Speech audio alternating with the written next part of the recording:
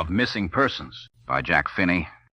Walk in as though it were an ordinary travel bureau, the stranger I'd met at a bar had told me. Ask a few ordinary questions about a trip you're planning, a vacation, anything like that. Then hint about the folder a little, but whatever you do, don't mention it directly. Wait till he brings it up himself. And if he doesn't, you might as well forget it. If you can. Because you'll never see it. You're not the type, that's all. And if you ask about it, he'll just look at you as though he doesn't know what you're talking about. I rehearsed it all in my mind, over and over. But what seems possible at night over a beer isn't easy to believe on a raw, rainy day, and I felt like a fool, searching the storefronts for the street number I'd memorized. It was noon hour, West 42nd Street, New York, rainy and windy, and like half the men around me, I walked with a hand on my hat brim, wearing an old trench coat, head bent into the slanting rain, and the world was real and drab, and this was hopeless. Anyway, I couldn't help thinking, who am I to see the folder, even if there is one? Name? I said to myself, as though I were already being asked. It's Charlie Ewell, and I'm a young guy who works in a bank, a teller. I don't like the job, I don't make much money, and I never will. I've lived in New York for over 3 years and haven't many friends. What the hell, there's really nothing to say. I see more movies than I want to, read too many books, and I'm sick of meals alone in restaurants. I have ordinary abilities, looks, and thoughts. Does that suit you? Do I qualify? Now I spotted it, the address in the 200 block, an old pseudo-modernized office building, tired, outdated, refusing to admit it but unable to hide it. New York has a lot of them west of 5th.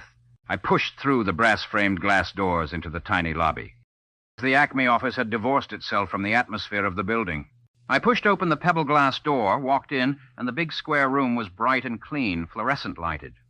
Beside the wide double windows, behind a counter, stood a tall, gray-haired, grave-looking man, a telephone at his ear. He glanced up, nodded to beckon me in, and I felt my heart pumping. He fitted the description exactly. Yes, United Airlines, he was saying into the phone.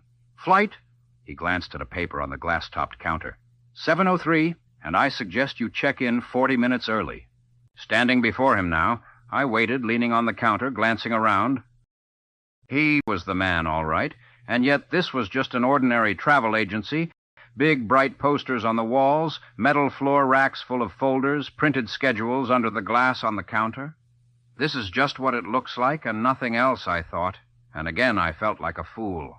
Can I help you? Behind the counter, the tall, gray-haired man was smiling at me, replacing the phone, and suddenly I was terribly nervous. Yes, I stalled for time, unbuttoning my raincoat. Then I looked up at him again and said, I'd like to get away. You fool, that's too fast, I told myself. Don't rush it. I watched in a kind of panic to see what effect my answer had had, but he didn't flick an eyelash. Well, there are a lot of places to go, he said politely. From under the counter, he brought out a long, slim folder and laid it on the glass, turning it right side up for me. Fly to Buenos Aires. Another world, it said, in a double row of pale green letters across the top. I looked at it long enough to be polite. It showed a big silvery plain banking over a harbor at night, a moon shining on the water, mountains in the background. Then I just shook my head. I was afraid to talk, afraid I'd say the wrong thing. Something quieter, maybe? He brought out another folder, thick old tree trunks, rising way up out of sight, sunbeams slanting down through them, the virgin forests of Maine via Boston and Maine Railroad. Or, he laid a third folder on the glass. Bermuda is nice just now. This one said, Bermuda, old world in the new. I decided to risk it. No, I said and shook my head. What I'm really looking for is a permanent place, a new place to live and settle down in. I stared directly into his eyes. For the rest of my life. Then my nerve failed me, and I tried to think of a way to backtrack. But he only smiled pleasantly and said, I don't know why we can't advise you on that. He leaned forward on the counter, resting on his forearms. Hands clasped, Lai had all the time in the world for me, his posture conveyed. What are you looking for? What do you want? I held my breath, then said it. Escape. From what?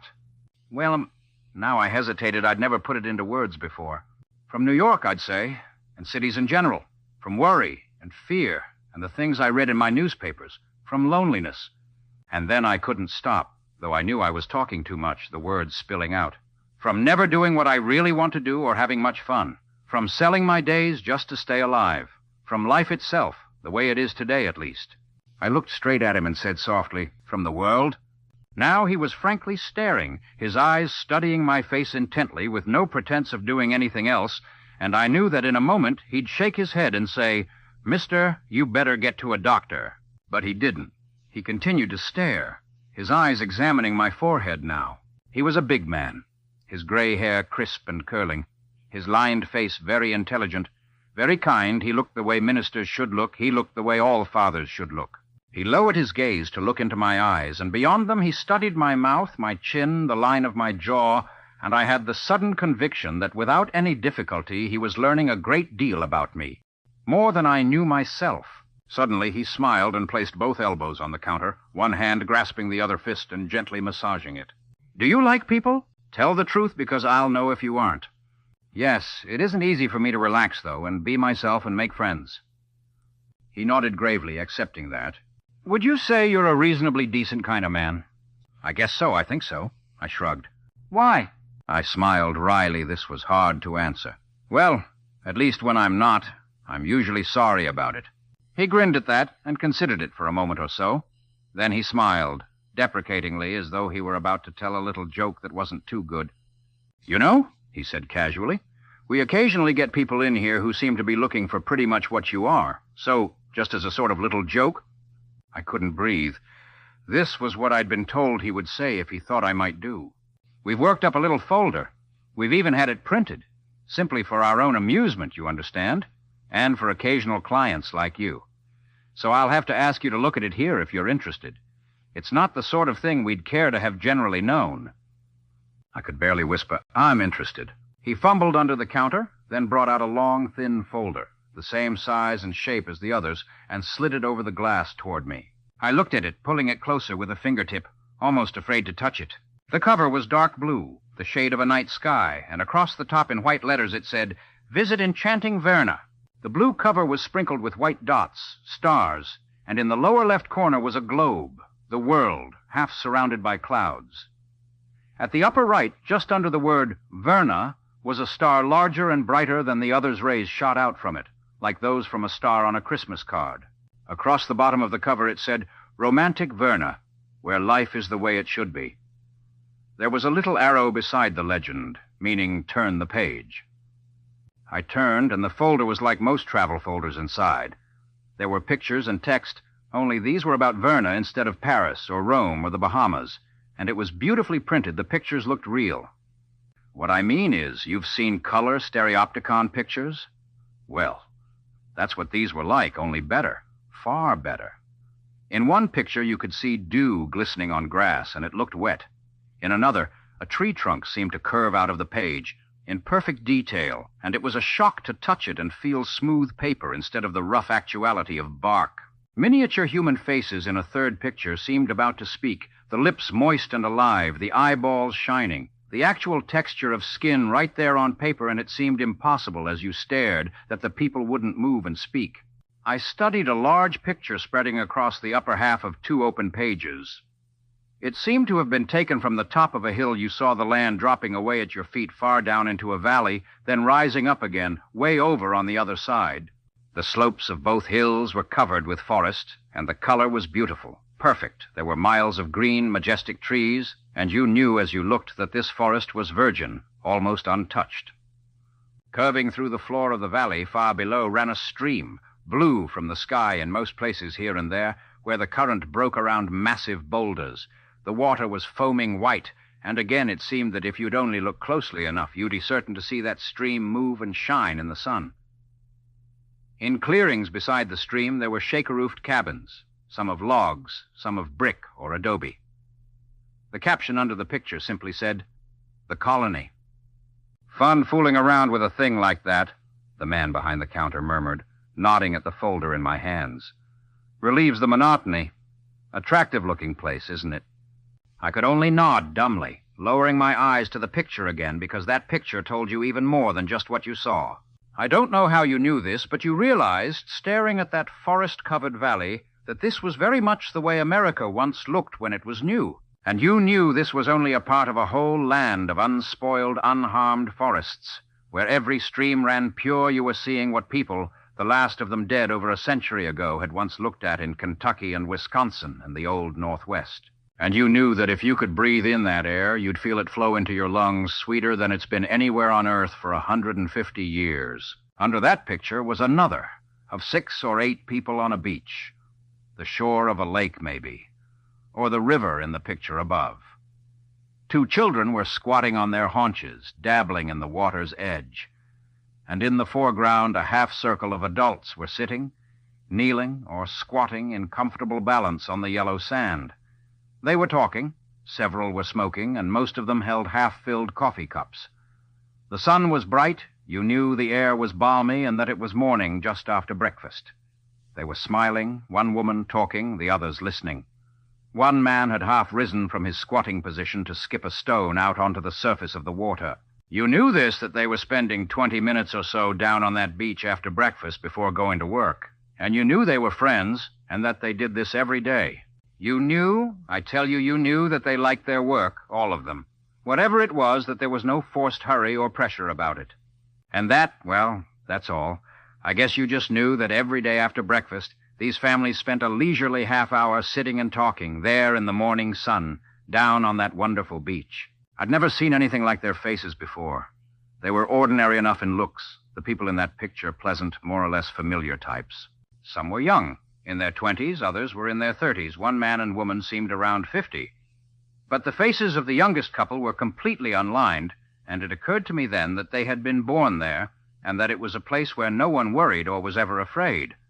The others, the older ones, there were lines in their foreheads, grooves around their mouths. But you felt that the lines were no longer deepening. Chat, they were healed and untroubled scars. And in the faces of the oldest couple was a look of, I'd say it was a look of permanent relief.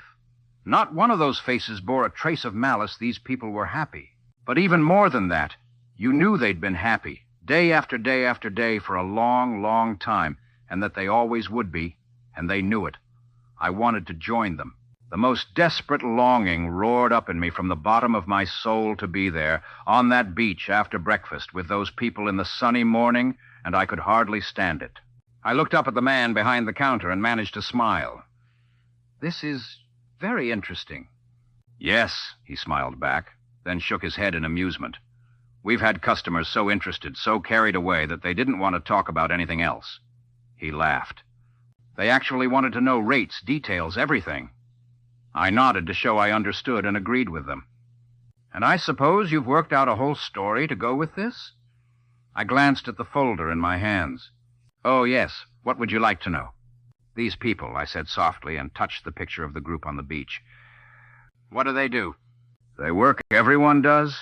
He took a pipe from his pocket. They simply live their lives doing what they like. We have, according to our little story, he added, and smiled, a very fine library. Some of our people farm, some write, some make things with their hands. Most of them raise children, and, well, they work at whatever it is they really want to do. And if there isn't anything they really want to do... He shook his head. There is always something for everyone that he really wants to do. It's just that here there is so rarely time to find out what it is. He brought out a tobacco pouch and, leaning on the counter, began filling his pipe, his eyes level with mine, looking at me gravely. Life is simple there, and it's serene.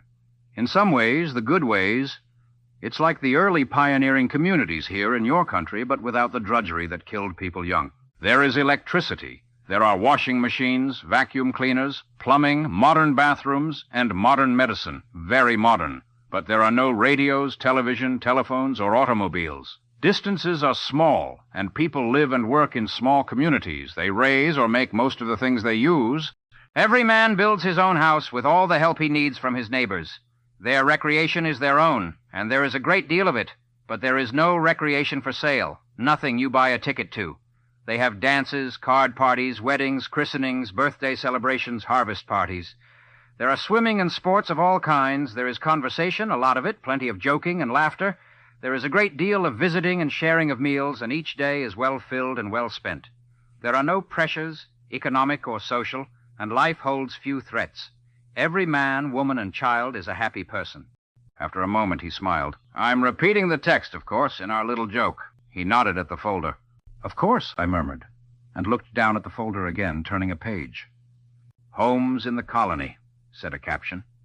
And there, true and real, were a dozen or so pictures of the interiors of what must have been the cabins I'd seen in the first photographs, or others like them. There were living rooms, kitchens, dens, patios. Many of the homes seemed to be furnished in a kind of early American style, except that it looked authentic, as though those rocking chairs, cupboards, tables, and hooked rugs had been made by the people themselves, taking their time and making them well and beautifully. Others of the interiors seemed modern in style. One showed a definite Oriental influence. All of them had, plainly and unmistakably, one quality in common.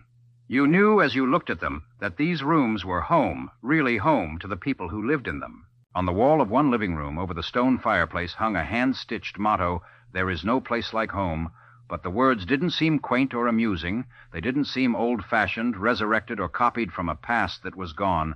They seemed real. They belonged. Those words were nothing more or less than a simple expression of true feeling and fact. "Who are you?" I lifted my head from the folder to stare into the man's eyes. He lighted his pipe, taking his time, sucking the match flame down into the bowl, eyes glancing up at me. "It's in the text," he said then, "on the back page. We, that is to say, the people of Verna, the original inhabitants, are people like yourself. Verna is a planet of air, sun, land, and sea, like this one, and of the same approximate temperature. So life evolved there, of course, just about as it has here, though rather earlier, and we are people like you. There are trivial anatomical differences, but nothing important. We read and enjoy your James Thurber, John Clayton, Rabelais, Alan Marple, Hemingway, Grimm, Mark Twain, Alan Nelson. We like your chocolate, which we didn't have, and a great deal of your music, and you'd like many of the things we have. Our thoughts, though, and the great aims and directions of our history and development have been drastically different from yours." He smiled and blew out a pull of smoke. "Amusing fantasy, isn't it?" "Yes." I knew I sounded abrupt, and I hadn't stopped to smile. The words were spilling out. "And where is Verna?" "Light years away by your measurements." I was suddenly irritated. I didn't know why. "A little hard to get to, then, wouldn't it be?" For a moment he looked at me. Then he turned to the window beside him. "Come here," he said, and I walked around the counter to stand beside him. There, off to the left, he put a hand on my shoulder and pointed with his pipe stem, "are two apartment buildings built back to back. The entrance to one is on 5th Avenue, the entrance to the other on 6th. See them? In the middle of the block, you can just see their roofs." I nodded, and he said, "A man and his wife live on the 14th floor of one of those buildings. A wall of their living room is the back wall of the building. They have friends on the 14th floor of the other building, and a wall of their living room is the back wall of their building. These two couples live, in other words, within 2 feet of one another, since the back building walls actually touch." The big man smiled. "But when the Robinsons want to visit the Bradens, they walk from their living room to the front door. Then they walk down a long hall to the elevators. They ride 14 floors down then, in the street. They must walk around to the next block. And the city blocks there are long. In bad weather, they have sometimes actually taken a cab. They walk into the other building. They go on through the lobby, ride up 14 floors, walk down a hall, ring a bell, and are finally admitted into their friend's living room, only 2 feet from their own." The big man turned back to the counter, and I walked around it to the other side again. "All I can tell you," he said then, "is that the way the Robinsons travel is like space travel, the actual physical crossing of those enormous distances." He shrugged. "But if they could step through those 2 feet of wall without harming themselves or the wall, well, that is how we travel. We don't cross space, we avoid it." He smiled. "Draw a breath here and exhale it on Verna," I said softly. "And that's how they arrived, isn't it? The people in the picture. You took them there." He nodded, and I said, "Why?" He shrugged. "If you saw a neighbor's house on fire, would you rescue his family if you could? As many as you could, at least?" "Yes." "Well, so would we.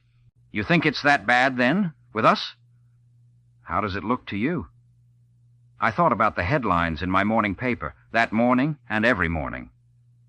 "Not so good." He just nodded and said, "We can't take you all, can't even take very many. So we've been selecting a few. For how long? A long time, he smiled. One of us was a member of Lincoln's cabinet. But it was not until just before your First World War that we felt we could see what was coming. Until then, we'd been merely observers. We opened our first agency in Mexico City in 1913. Now we have branches in every major city.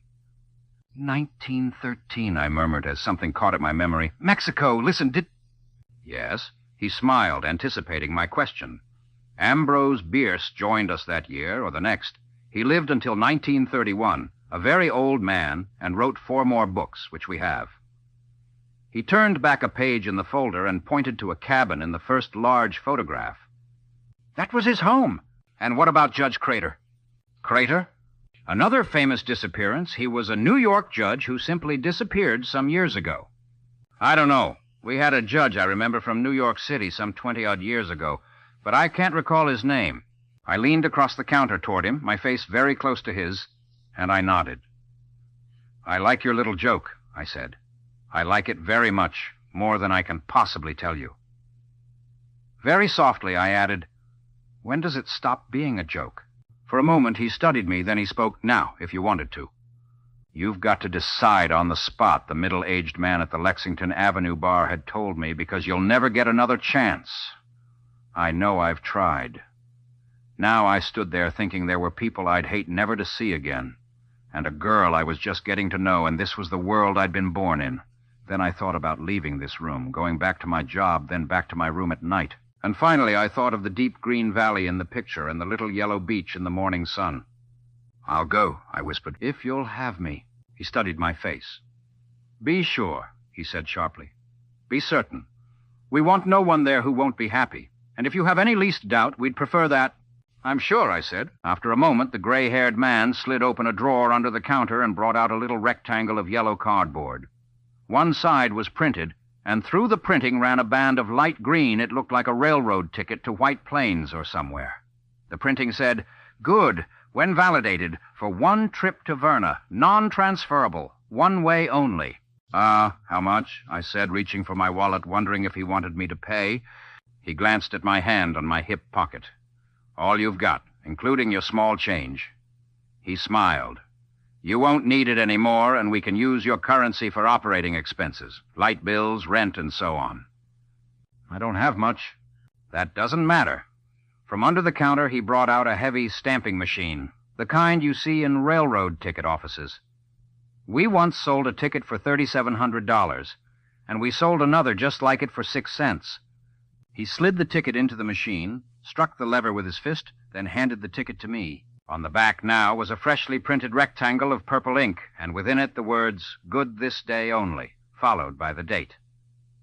I put 2 $5 bills, a 1, and 17 cents in change on the counter. Take the ticket to the Acme depot, the gray-haired man said, and leaning across the counter began giving me directions for getting there. It's a tiny hole in the wall. The Acme depot, you may have seen it, just a little storefront on one of the narrow streets west of Broadway. On the window is printed, not very well, Acme. Inside, the walls and ceiling, under layers of old paint, are covered with the kind of stamped tin you see in old buildings. There's a worn wooden counter and a few battered chrome and imitation red leather chairs. There are scores of places like the Acme depot in that area. Little theater ticket agencies, obscure bus line offices, employment agencies. You could pass this one 1,000 times and never really see it, and if you live in New York, you probably have. Behind the counter, when I arrived, stood a shirt-sleeved man, smoking a cigar stump and working on some papers. 4 or 5 people silently waited in the chairs. The man at the counter glanced up as I stepped in, looked down at my hand for my ticket, and when I showed it, nodded at the last vacant chair, and I sat down. There was a girl beside me, hands folded on her purse. She was pleasant-looking, rather pretty. I thought she might have been a stenographer. Across the narrow little office sat a young Negro in work clothes, his wife beside him, holding their little girl in her lap.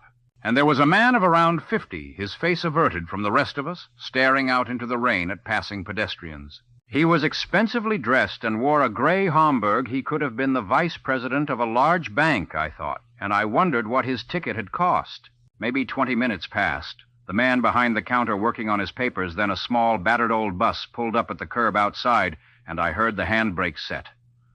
The bus was a shabby thing, bought third or fourth hand and painted red and white over the old paint, the fenders lumpy from countless pounded-out dents, the tire treads worn almost smooth. On the side, in red letters, it said Acme, and the driver wore a leather jacket and the kind of worn cloth cap that cab drivers wear. It was precisely the sort of obscure little bus you see around there, ridden always by shabby, tired, silent people, going no one knows where. It took over an hour for the little bus to work south through the traffic, toward the tip of Manhattan, and we all sat, each wrapped in his own silence and thoughts, staring out the rain-spattered windows. The little girl was asleep. Through the streaking glass beside me, I watched drenched people huddled at city bus stops, and saw them rap angrily on the closed doors of buses jammed to capacity, and saw the strained, harassed faces of the drivers. At 14th Street, I saw a speeding cab splash a sheet of street-dirty water on a man at the curb, and saw the man's mouth writhe as he cursed. Often our bus stood motionless, the traffic light red, as throngs flowed out into the street from the curb, threading their way around us and the other waiting ears. I saw hundreds of faces, and not once did I see anyone smile. I dozed, then we were on a glistening black highway somewhere on Long Island. I slept again, and awakened in darkness as we jolted off the highway onto a muddy double-rut road, and I caught a glimpse of a farmhouse, the windows dark. Then the bus slowed, lurched once, and stopped. The handbrake set, the motor died, and we were parked beside what looked like a barn. It was a barn! The driver walked up to it, pulled the big sliding wood door open, its wheels creaking on the rusted old trolley overhead, and stood holding it open as we filed in. Then he released it, stepping inside with us, and the big door slid closed of its own weight. The barn was damp, old, the walls no longer plumb, and it smelled of cattle. There was nothing inside on the packed dirt floor but a bench of unpainted pine, and the driver indicated it with the beam of a flashlight. "Sit here, please," he said quietly. "Get your tickets ready." Then he moved down the line, punching each of our tickets, and on the floor I caught a momentary glimpse, in the shifting beam of his light, of tiny mounds of countless more round bits of cardboard, like little drifts of yellow confetti. Then he was at the door again, sliding it open just enough to pass through. Arid for a moment, we saw him silhouetted against the night sky. "Good luck," he said. "Just wait where you are." He released the door, it slid closed, snipping off the wavering beam of his flashlight, and a moment later we heard the motor start and the bus lumber away in low gear. The dark barn was silent now, except for our breathing. Time ticked away, and I felt an urge presently to speak to whoever was next to me, but I didn't quite know what to say, and I began to feel embarrassed, a little foolish, and very aware that I was simply sitting in an old and deserted barn. The seconds passed, and I moved my feet restlessly. Presently, I realized that I was getting cold and chilled. Then suddenly I knew, and my face flushed in violent anger and a terrible shame. We'd been tricked, bilked out of our money by our pathetic will to believe an absurd and fantastic fable, and left now to sit there as long as we pleased, until we came to our senses finally, like countless others before us, and made our way home as best we could. It was suddenly impossible to understand or even remember how I could have been so gullible, and I was on my feet, stumbling through the dark across the uneven floor, with some notion of getting to a phone and the police. The big barn door was heavier than I'd thought, but I slid it back, took a running step through it, then turned to shout back to the others to come along. You have seen how very much you can observe in the fractional instant of a lightning flash, an entire landscape sometimes, every detail etched on your memory, to be seen and studied in your mind for long moments afterward. As I turned back toward the opened door, the inside of that barn came alight. Through every wide crack of its walls and ceiling, and through the big dust-coated windows in its side, streamed the light of an intensely brilliant blue and sunny sky. And the air pulling into my lungs as I opened my mouth to shout was sweeter than any I had ever tasted in my life. Dimly, through a wide, dust-smeared window of that barn, I looked, for less than the blink of an eye down, into a deep, majestic V of forest-covered slope, and I saw, tumbling through it, far below, a tiny stream, blue from the sky, and at that stream's edge, between two low roofs, a yellow patch of sun-drenched beach. And then, that picture engraved on my mind forever, the heavy door slid shut, my fingernails rasping along the splintery wood in a desperate effort to stop it, and I was standing alone in a cold and rain-swept night. It took 4 or 5 seconds, no longer fumbling at that door to heave it open again, but it was 4 or 5 seconds too long. The barn was empty, dark. There was nothing inside but a worn pine bench and, in the flicker of the lighted match in my hand, tiny drifts of what looked like damp confetti on the floor. As my mind had known, even as my hands scratched at the outside of that door, there was no one inside now, and I knew where they were. Knew they were walking, laughing aloud in a sudden wonderful and eager ecstasy, down into that forest green valley, toward home. I work in a bank, in a job I don't like, and I ride to and from it in the subway reading the daily papers, the news they contain. I live in a rented room, and in the battered dresser under a pile of my folded handkerchiefs is a little rectangle of yellow cardboard. Printed on its face arc the words, "Good, when validated, for one trip to Verna," and stamped on the back is a date. But the date is gone. Long since the ticket void, punched in a pattern of tiny holes. I've been back to the Acme Travel Bureau. The first time the tall, gray-haired man walked up to me and laid 2 $5 bills, a 1 and 17 cents in change before me. "You left this on the counter last time you were here," he said gravely. Looking me squarely in the eyes, he added bleakly, "I don't know why." Then some customers came in. He turned to greet them, and there was nothing for me to do but leave. Walk in as though it were the ordinary agency, it seems. You can find it somewhere, in any city you try. Ask a few ordinary questions about a trip you're planning, a vacation, anything you like. Then hint about the folder a little, but don't mention it directly. Give him time to size you up and offer it himself. And if he does, if you're the type, if you can believe, then make up your mind and stick to it, because you won't ever get a second chance. I know, because I've tried, and tried, and tried.